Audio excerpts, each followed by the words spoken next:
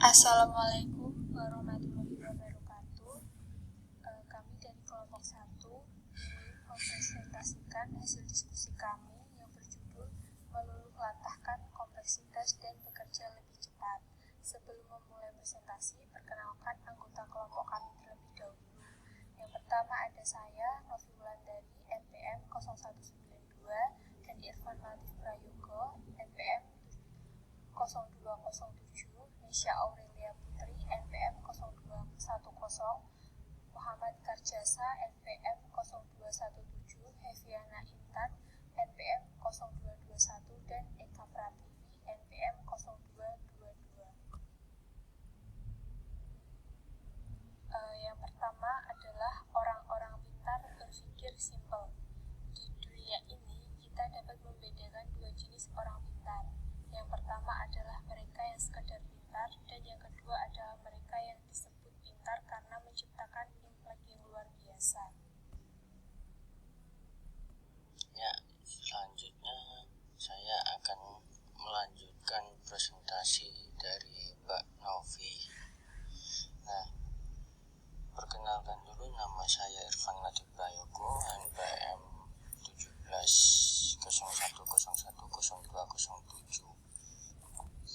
Nah, selanjutnya itu ada simplisitas dan upaya menciptakan keunggulan daya saing. Nah, di sini ada 3 poin yang pengaruh dari simplisitas dan upaya menciptakan keuntungan daya saing itu.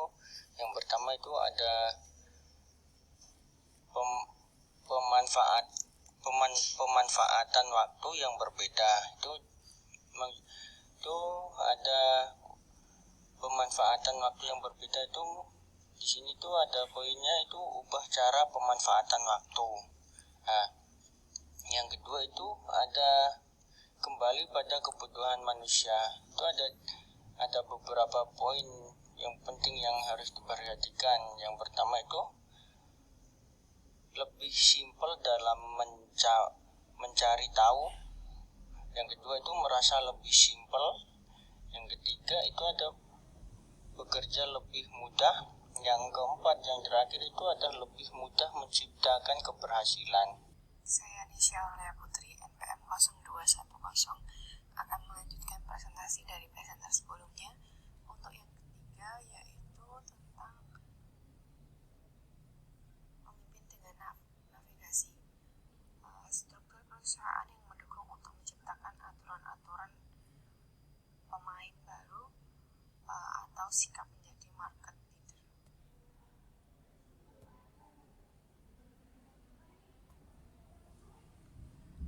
Selanjutnya, bagian di atas menunjukkan bahwa manusia dapat melakukan navigasi lebih mudah bila dapat bersaing dengan clarity.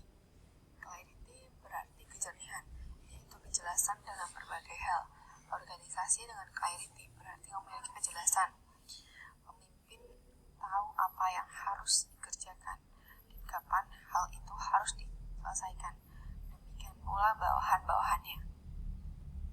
Selanjutnya akan dilanjutkan oleh teman saya. Unsur-unsur kecepatan. 1. Pentingnya akses.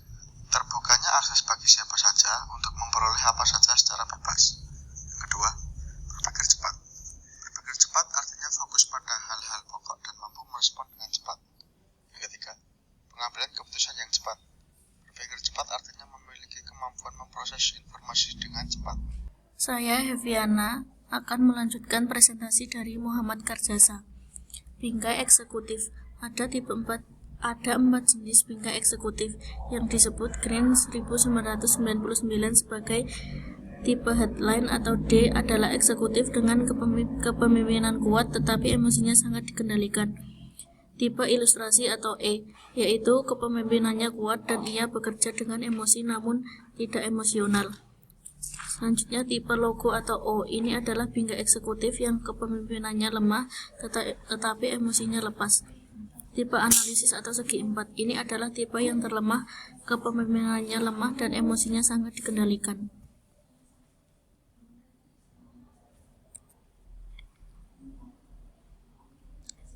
Kecepatan bertindak. Kecepatan bertindak para pemimpin perubahan sangat ditentukan oleh medan yang dihadapi masing-masing.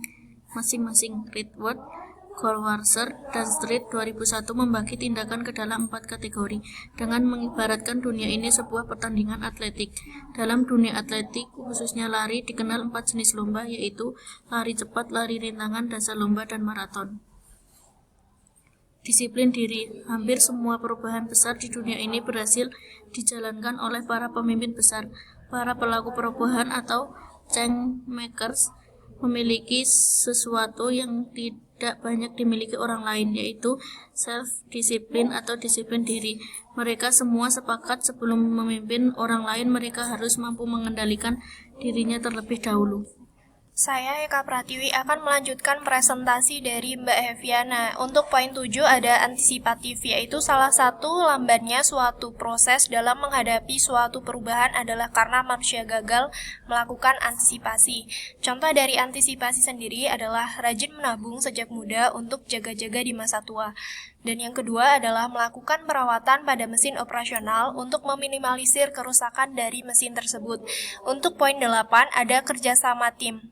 Menurut Kauzes dan Posner 2003 menemukan seorang pemimpin yang melakukan perubahan tidak dapat bekerja sendiri.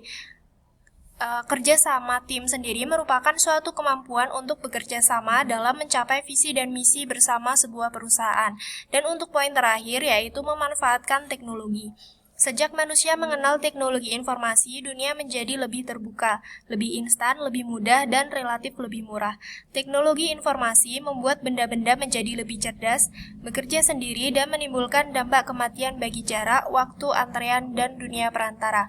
Sebagai contoh dari pemanfaatan teknologi sendiri adalah pada sebelum pandemi, kita melakukan perkuliahan secara offline atau tatap muka. Namun, pada saat pandemi yang mengharuskan kita meminimalisir tatap muka, kita memanfaatkan teknologi informasi untuk perkuliahan. Seperti contohnya kita menggunakan Zoom, YouTube, Moka, dan lain-lain. Demikian presentasi dari kelompok 1, kurang lebihnya kami mohon maaf. Billahi fi sabilil haq fastabiqul khairat. Wassalamualaikum warahmatullahi wabarakatuh.